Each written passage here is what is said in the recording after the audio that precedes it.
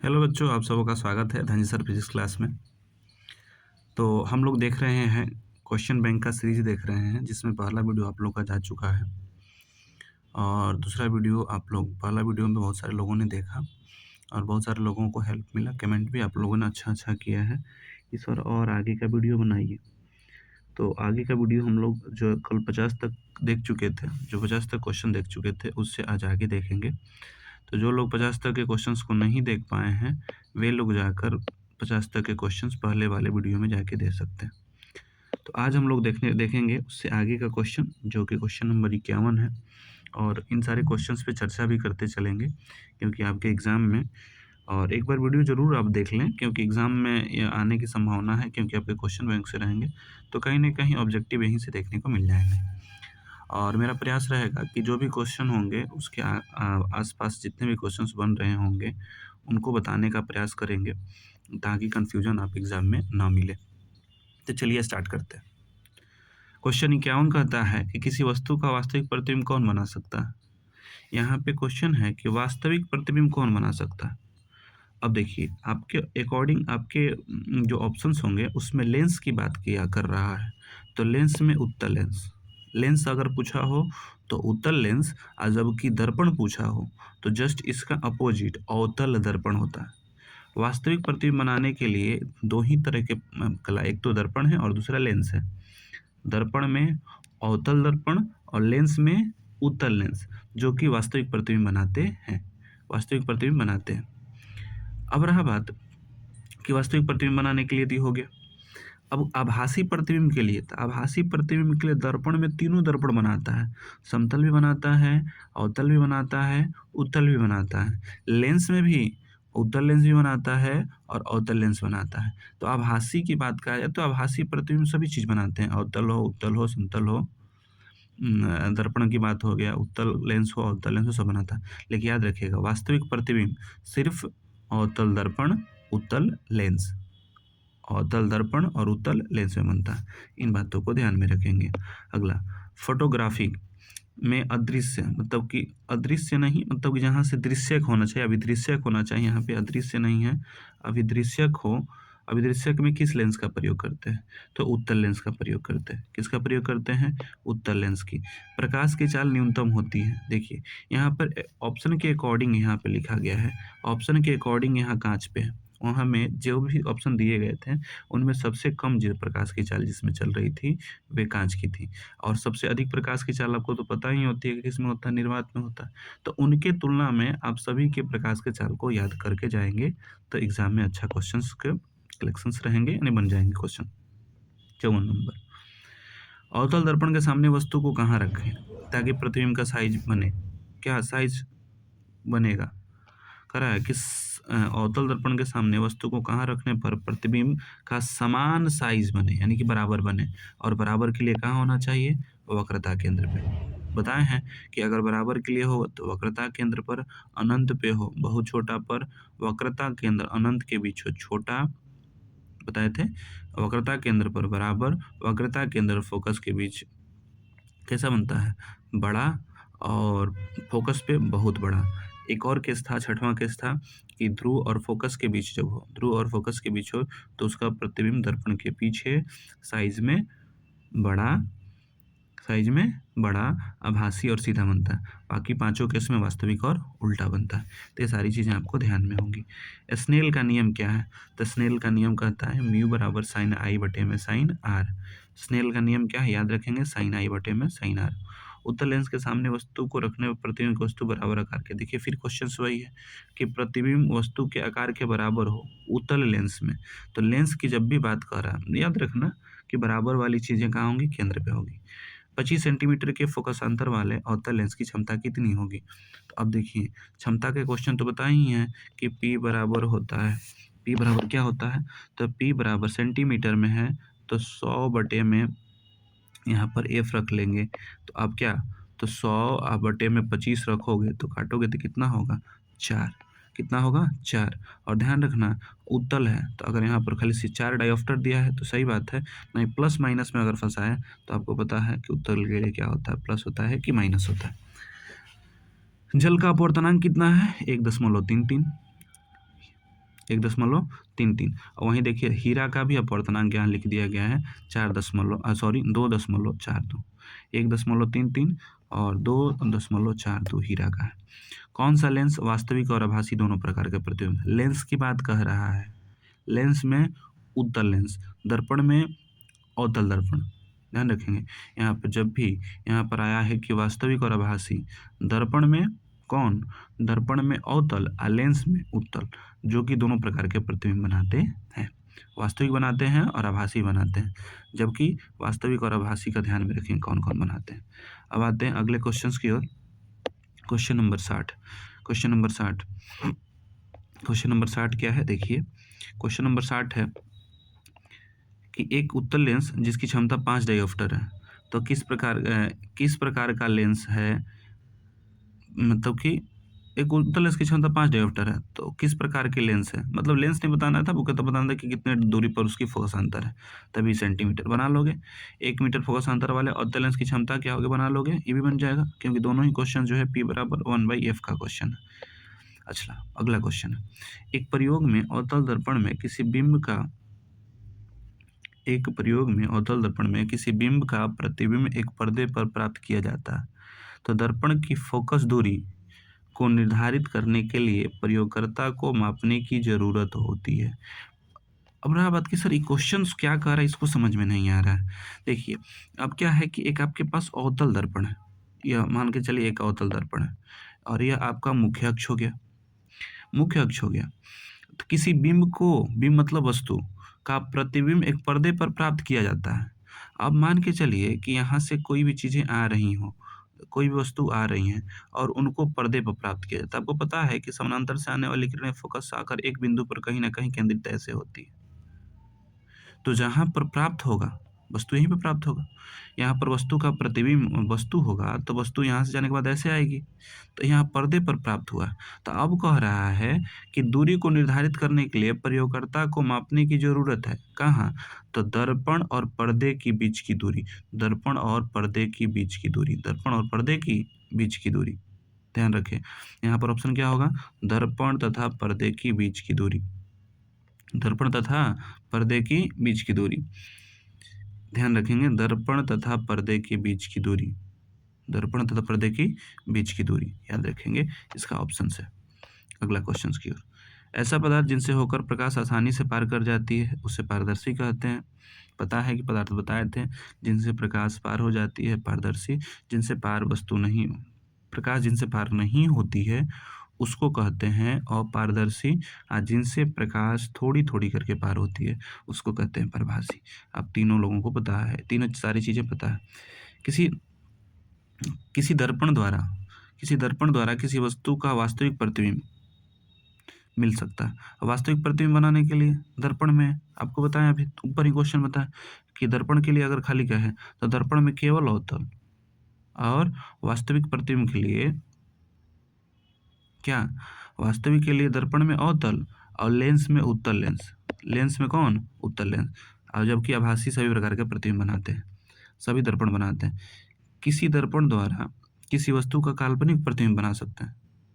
देखो यहाँ पर आ गया क्वेश्चन, काल्पनिक प्रतिबिंब बनाने के लिए दर्पण कौन? तो तीनों दर्पण का प्रयोग कर सकते हैं। लेंस में दोनों लेंस का प्रयोग कर सकते हैं, किसका? काल्पनिक बनाने के लिए, जबकि वास्तविक के लिए सिर्फ अवतल। वस्तु से छोटा और आभासी प्रतिबिंब किस दर्पण से प्राप्त होता है? दर्पण से। कैसा था?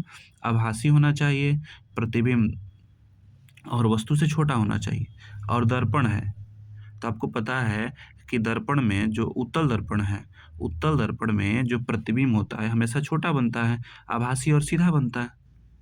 जबकि अवतल में आभासी बनता है, सीधा बनता है, लेकिन वस्तु से बड़ा प्रतिबिंब बनता है। वहीं अगर बात कहा जाए समतल दर्पण में, तो वहाँ आभासी बनता है, लेकिन वहाँ वस्तु की आकार बराबर होता है। देख लिए यहाँ से क्वेश्चंस कैसे बनते हैं, आपको क्लास में बताए थे कि यहाँ से बहुत सारे क्वेश्चंस बनाएंगे, तो बहुत सारे क्वेश्चंस आपको देखने को मिल रहे हैं। अगला, अवतल दर्पण की फोकस दूरी उसकी वक्रता त्रिज्या की क्या होती है? यहाँ पर बात किसकी कर रहा है?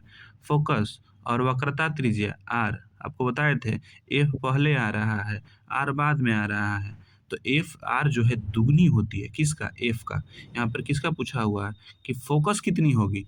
तो फोकस वक्रता त्रिज्या की आधी होती है, फोकस की बात कहा जा रहा है तो आधी होती है। अगर पूछता कि वक्रता त्रिज्या फोकस की कितनी गुनी है तो दुगुनी होती है। इसको पूछेगा तो दुगुनी और इसको पूछेगा तो आधी। याद रखना, एफ बराबर होता है r/2। एफ बराबर r/2। तो फोकस के बारे में पूछे तो फोकस वक्रता त्रिज्या की आधी, और वक्रता त्रिज्या के पूछे फोकस की तुलना में तो दुगुनी। फोकस की तुलना में तो दुगुनी। मोटर गाड़ी के चालक के सामने लगा होता है। चालक का सामने कहने का मतलब होता है साइड मिरर के रूप में जो लगता है, उसमें उत्तल दर्पण का ही उपयोग करते हैं। उत्तल दर्पण द्वारा बना प्रतिबिंब होता है। उत्तल दर्पण में जब भी प्रतिबिंब बनेगा वे काल्पनिक और सीधा बनेगा, ये तो आपको पता है, काल्पनिक और सीधा बनेगा। अवतल दर्पण और उत्तल दर्पण, अवतल और उत्तल दोनों दर्पण के लिए एफ बराबर r/2 जो सत्य है, अवतल दर्पण के लिए भी है, उत्तल दर्पण के लिए भी है, कोई दिक्कत नहीं। जब प्रकाश की किरण एक माध्यम से दूसरे माध्यम में जाती है तो अपने पूरे पथ से विचलित हो जाती है। इसे क्या कहते हैं? तो आपको बताए थे, उसको प्रकाश का अपवर्तन कहते हैं। बताए थे कि जब कोई प्रकाश की किरण एक माध्यम से दूसरे माध्यम में जाती है तो अपने पथ से थोड़ी सी विचलित हो जाती है, और इस घटना को प्रकाश का अपवर्तन कहते हैं। परावर्तन किसको कहते थे? जब कोई प्रकाश आया, किसी चिकनी सतह से टकराया और पुनः उसी माध्यम में लौट जाता था, उससे प्रकाश का परावर्तन कहते थे। ठीक है, अब आते हैं अगले क्वेश्चन की ओर। क्वेश्चन नंबर 72 नंबर क्या है? कह रहा है कि प्रकाश की किरण जब विरल माध्यम से सघन माध्यम में जाती है। यहाँ विरल माध्यम से कहाँ जा रही है? सघन में। तो आपको बताए थे, क्लास में बता रहे थे कि विरल मतलब कमजोर, सघन मतलब मजबूत। अब कमजोर आदमी मजबूत के पास जाएगा तो उसके पास न जाएगा, उसको खींचेगा ना। अब मजबूत आदमी उसको खींचेगा तो कहेंगे माध्यम में जाती है तब क्या होती है?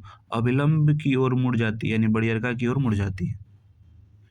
विरल से सघन में अविलंब की ओर मुड़ जाती है, यहीं उल्टा हो जाता, सघन से विरल जाता, सघन से विरल जाता तो सघन यानी कि मजबूत से कमजोर की ओर जाता तो अविलंब से दूर भागता। दो ही क्वेश्चंस बनते हैं, ध्यान में भी होगा आपको कि अविलंब के पास आता है, अविलंब से दूर जाता है। अविलंब के पास आएगा कब? तो जब विरल से सघन जाएगा तो अविलंब की ओर मुड़ जाता है या अविलंब के पास आता है। वहीं सघन से अगर विरल की ओर जाए तो कहेंगे अविलंब से दूर भागता है, अविलंब से दूर भागता। आगे क्वेश्चंस मिलेगा, अब देख लो अगला। हो गया अविलंब की ओर मुड़ता। अगला 73 नंबर क्वेश्चन क्या है?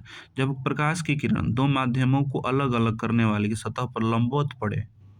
अब कह रहा है कि मान के चलिए यहाँ पर एक माध्यम है ऐसे, और यहाँ से कोई प्रकाश जा रहा है, यहाँ पर माध्यम विरल है और यहाँ पर माध्यम मान के चलिए सघन है। तो अगर कह रहा है कि यह प्रकाश जो माध्यम को चेंज कर रहा है, जिधर से सघन और विरल का हो रहा है, अगर प्रकाश इस पर पड़े तो क्या होगा? तो बिना मुड़े वह सीधे निकल जाता है। बिना मुड़े कहाँ निकल जाता है? सीधे निकल जाता है। ध्यान रखेंगे। पानी से भरी बाल्टी की गहराई कम मालूम पड़ने का कारण क्या है? कोई भी चीज़ें बताए थे कि कम गहराई पड़ने का, अधिक गहराई, टूटी मुटी होना, जैसे पेंसिल का टेढ़ा दिखाई देना, तारे का क्या बोलते हैं, तारे का जगमगाना, तारे का टिमटिमाना, सिक्का को पानी में डालकर सिक्का को डालने पर थोड़ा उठा हुआ प्रतीत होना, मछली उठा हुआ प्रतीत होना, ये सारी चीज़ें जो दिखाई दे रही थी वो किसके कारण से हो रही थी? प्रकाश के अपवर्तन के कारण से। जैसे पूछेगा कि एक लकड़ी टेढ़ी दिखाई देती है पानी में, या पेंसिल टेढ़ी दिखाई देने का काम क्या है? प्रकाश का अपवर्तन। एक मछली वास्तविक गहराई से ऊपर दिखाई देती है, या सिक्का वाली जो बता रहे थे, वे सारी घटनाएं किसकी थी? प्रकाश के अपवर्तन की थी। अगला, जब प्रकाश की किरण सघन माध्यम से विरल माध्यम में जाती है। अब देख लो यहाँ क्या है? सघन। यहाँ क्या है? सघन। जा कहाँ रहा है? विरल में, यानी कि मजबूत से कमजोर की ओर जा रहा है, तो यह अविलंब से दूर जाएगा, या अविलंब से दूर मुड़ जाती है, या अविलंब से दूर जाती है। उसमें क्या था? अविलंब की ओर आ रही थी। अगला क्वेश्चन, मानव नेत्र के लिए दृष्टि की अस्थायित्व कितनी है? याद रखिएगा, मानव के नेत्र के लिए दृष्टि की जो अस्थायित्व है 1/16 सेकेंड, 1/16 सेकेंड। अगला क्वेश्चन, किसी वस्तु का प्रतिबिंब कहाँ बनता है? किसी वस्तु का प्रतिबिंब बनता है वह कहाँ? तो रेटिना पर। किसी वस्तु का प्रतिबिंब कहाँ बनता है? रेटिना पर बनता है। कहाँ बनता है? रेटिना पर। नेत्र में प्रवेश करने वाली प्रकाश की किरणें अधिकांश अपवर्तन होता है। प्रतिबिंब बना रेटिना पर। अब कह रहा है कि जब प्रकाश की किरणें आंख में प्रवेश करती है तो अधिकांश अपवर्तन कहाँ से होता है? तो कॉर्निया के बाहरी पृष्ठ से। कॉर्निया की बाहरी पृष्ठ से अधिकांश अपवर्तन कहाँ से होता है? कॉर्निया के बाहरी पृष्ठ से। पुतली के साइज को कौन नियंत्रित करता है? पुतली के साइज को नियंत्रित करता है परितारिका, परितारिका, या हिंदी में इसको परितारिका कहते हैं और इंग्लिश में इसको आइरिस कहते हैं। किसको क्या कहते हैं? आइरिस। तो पुतली के साइज को कौन नियंत्रित करता है? तो परितारिका यानी आइरिस। आंखों का व्यवहार होता है, आंखों का व्यवहार होता है, आंखों का व्यवहार होता है उत्तल लेंस की तरह। आंख कैसे व्यवहार करते हैं? उत्तल लेंस की तरह व्यवहार करते हैं। आंख कैसे व्यवहार करते हैं? उत्तल लेंस की तरह व्यवहार करते हैं। एक स्वस्थ आंख की दूरबिंदु, देखो यहाँ दूरबिंदु पूछा हुआ है कि एक स्वस्थ आंख जो है अधिकतम दूरबिंदु कितना देख सकता है? तो दूरबिंदु के लिए अनंत, दूरबिंदु के लिए अनंत, और निकटतम बिंदु कहेगा तो 25 सेंटीमीटर। दूरबिंदु के लिए अनंत, ध्यान रखिएगा, यहाँ आंख के दूरबिंदु पूछ रहा है तो दूरबिंदु को अनंत और निकटतम बिंदु कहेगा था 25 सेंटीमीटर। देखो आगे क्वेश्चन है ही कि सामान्य दृष्टि के वयस्क के लिए सुस्पष्ट दर्शन की अल्पतम दूरी क्या है? मतलब कि स्पष्टता देखने के लिए अल्पतम दूरी क्या है? तो लगभग 25 सेंटीमीटर। नेत्र द्वारा किसी वस्तु का कौन सा प्रतिबिंब बनता है? कहता है कि आंख जो है, नेत्र जो है वस्तु का कैसा प्रतिबिंब बनाता है? तो प्रतिबिंब बनाता है वास्तविक, वास्तविक, उल्टा और वस्तु से छोटा। वास्तविक, उल्टा और वस्तु से छोटा प्रतिबिंब बनाता है। निकट दृष्टि दोष दूर, अगला है निकट दृष्टि दोष को दूर करने के लिए चश्मे, निकट दृष्टि दोष को दूर करने के लिए चश्मे में किस लेंस का व्यवहार करते हैं? तो अवतल लेंस। आपको बताए थे निकट के लिए अवतल, निकट के लिए क्या होगा? अवतल, दूर के लिए उत्तल। बताए थे ना निकट 3 अक्षर वाला का जो आंसर होगा 3 अक्षर वाला 4 अक्षर का, जैसे बताते थे ना, देखो निकट, निकट 1 2 3 अक्षर का, अवतल 1 2 4, 3 वाला का 4, और वहीं दूर रहेगा तो दूर 2 अक्षर का, उसके लिए क्या होगा? उत्तल। तो बताए थे कि 2 वाला के 3 और 3 वाला के 4, यानी दूरदृष्टि के लिए, दूरदृष्टि के लिए उत्तल, निकट दृष्टि के लिए अवतल लेंस। और ये तो आपको पता है दूरदृष्टि दोष में क्या होता है, निकट में क्या होता है? तो निकट दृष्टि दोष में निकट की वस्तु दिखाई देती है जबकि दूर की वस्तु दिखाई नहीं देती है। उसका जस्ट उल्टा, दूरदृष्टि दोष में क्या होती है? दूर की वस्तु स्पष्ट दिखाई देती है जबकि निकट की वस्तु स्पष्ट दिखाई नहीं देती है। तो दूरदृष्टि दोष को दूर करने के लिए उत्तल और निकट के दूर करने के लिए अवतल।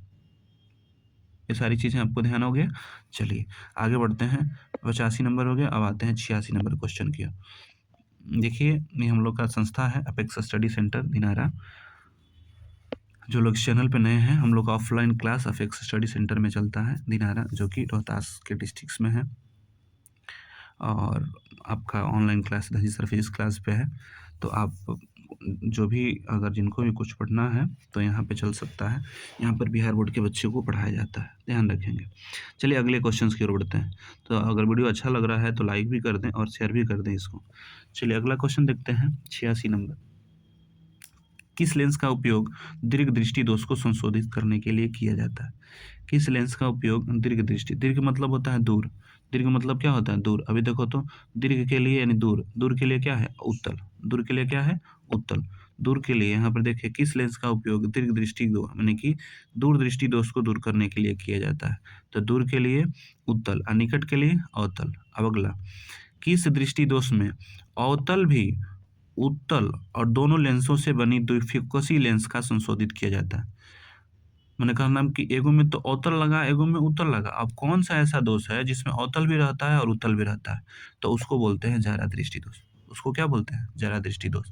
जारा दृष्टि दोष में उत्तल और अवतल दोनों को मिलाकर द्विफोकसी लेंस बनाया जाता है, जबकि निकट वाले में अवतल, दूर वाले में उत्तल और जारा वाले में दोनों, जारा वाले में दोनों।